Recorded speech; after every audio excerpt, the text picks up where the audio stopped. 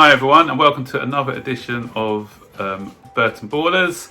And in today's episode, we're going to be looking at our attempts to sign Mendy, and I'm going to be talking about some concerns that some of our supporters have, and asking the question: is Mendy the right goalkeeper for Chelsea?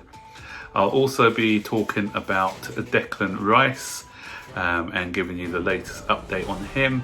And finally, I'll be talking about a kind gesture which has been made by two former Wigan players who actually play for Chelsea at the moment, and what they have done to help out their club. So before I get into these stories, guys, don't forget to like, subscribe, turn on all post notifications so that you'll be notified every time we make a video. And help this one get to 200 likes, please. Thank you. Right, so the first story is the one about Mendy. I've been mentioning him in the last two videos. Havertz has now gone, so now it's all about Mendy, Edouard Mendy. Apologies yesterday, for some reason I was calling him Eduardo in my video, and I think that's because we used to have a goalkeeper called Eduardo, and I was doing a rate this transfer window previously, and for some reason Eduardo got stuck in my head. So it's not Eduardo I'm talking about, it's actually Edouard Mendy, the French goalkeeper, so who plays for Rennes. Contrary to some reports from yesterday, where it said a fee of around 25 million had been agreed.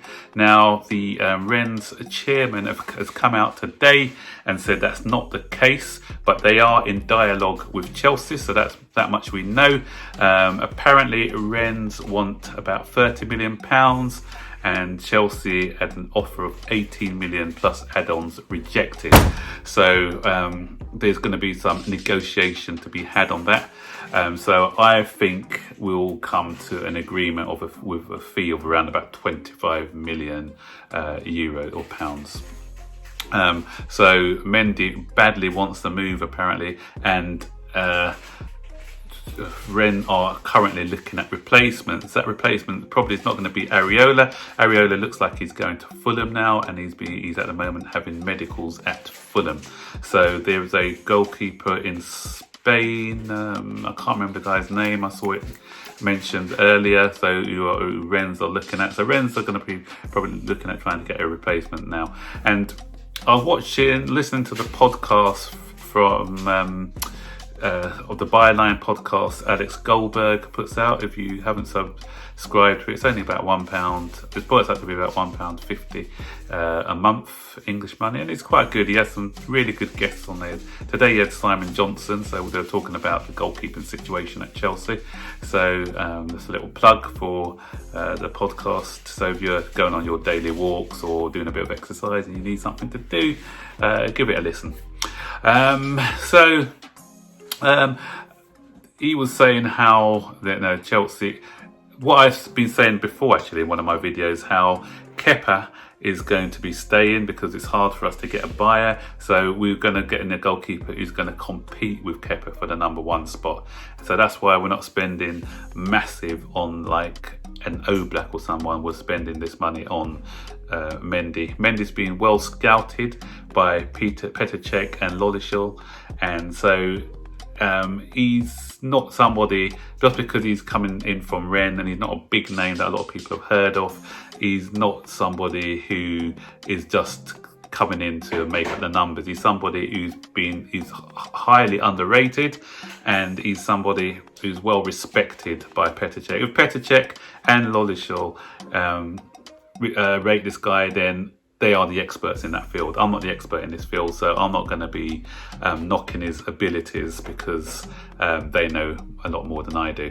And there was a tweet a couple of days ago where somebody was admiring some of his attributes, but they're saying the big concern that they had, and the reason why we shouldn't be taking up the option to buy this goalkeeper, is because he's 28. And he's just, because he got Rennes in the Champions League last season. So he said at 28, he just started to become noticed at such an old age. So that's why they had reservations about signing him. But I kind of rubbish that, because every player, different players progress at different stages in their life. And I cited, look at the Liverpool guy, Van Dijk, at the moment. Van Dijk went to Liverpool at 27. So he was at Southampton, wasn't he, for a while? He was at Celtic. So none of the so-called big clubs went in for Van Dijk until a couple of seasons ago when Liverpool bought him at the age of 27, and look how well he's done. If we look at other players who started their careers a bit late, who blossomed late, our very own Didier Drogba, he had a standout season for Marseille at the age of 25. When he came to Chelsea, he was 26. Rest is history.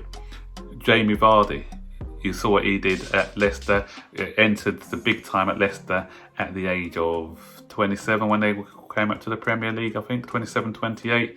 And he's had fantastic years at the club.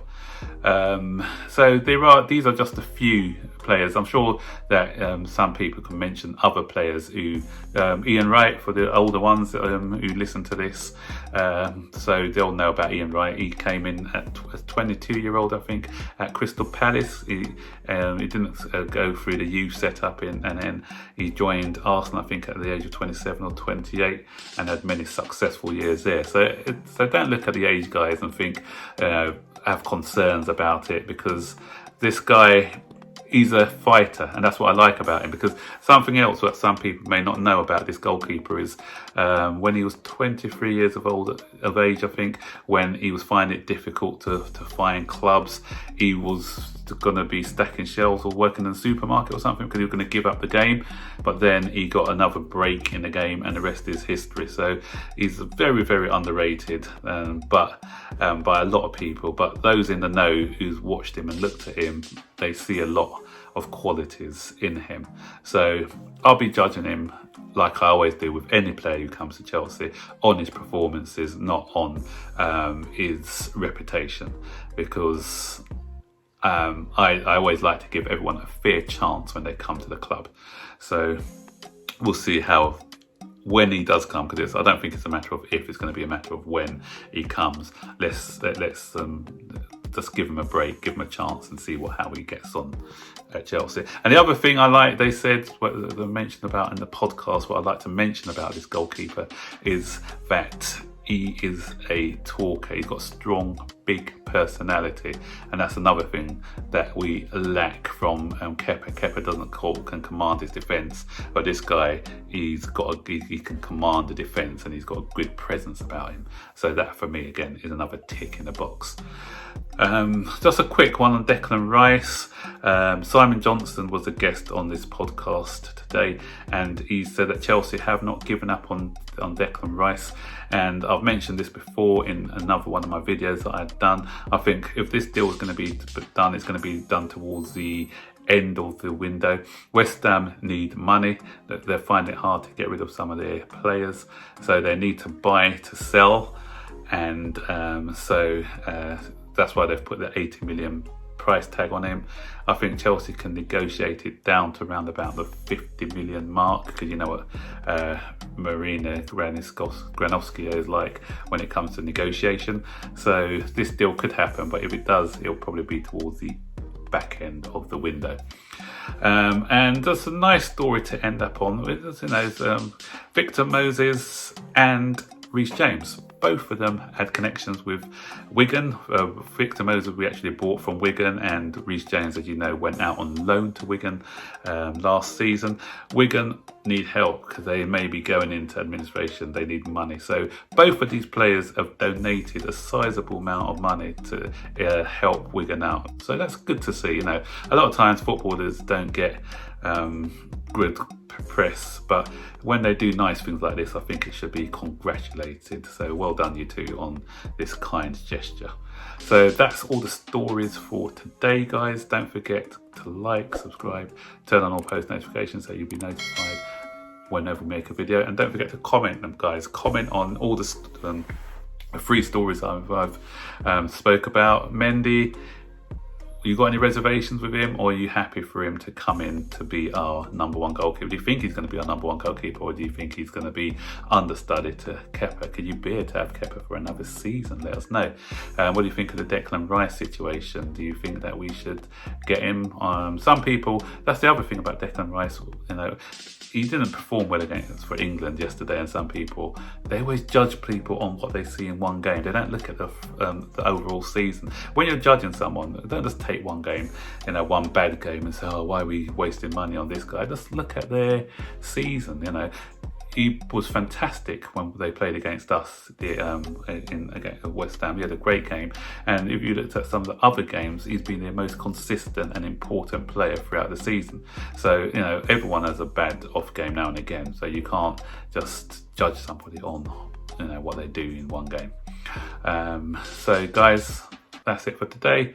And I'll see you on the next video. So take care. Bye-bye.